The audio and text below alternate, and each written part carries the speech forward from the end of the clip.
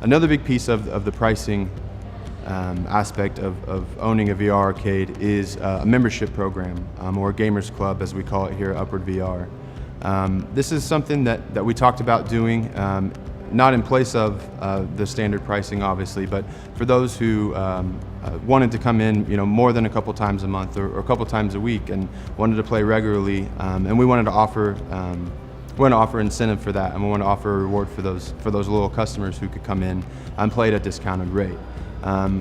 When you start thinking about Gamers Club or a membership, there are definitely some things to consider. I think the first one is the membership program that you put together viable for the logistics of how you run your VR arcade?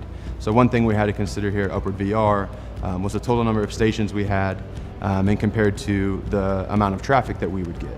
Obviously a concern if 24 people bought memberships. In this case it was unlimited free play on the weekdays and half off on the weekends. So if someone came on a weekday, and let's say a dozen or so members came to play on a weekday, they're filling all of the stations, and then those who want to come in and play just walking through the door aren't able to do so. So that's something that we definitely had to consider, as do we think that the volume of the memberships is going to increase so much to where it affects the capacity of the VR arcade, and if new customers could come in and play.